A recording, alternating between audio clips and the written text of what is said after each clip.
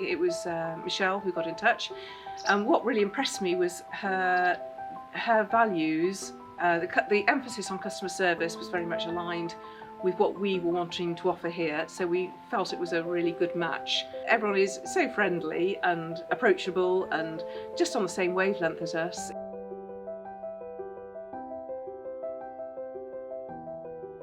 So we came into holiday lets from completely different businesses, both people-orientated businesses, and to run this sort of business you need to be a people person, and yeah, I'd like to think we've got those skills.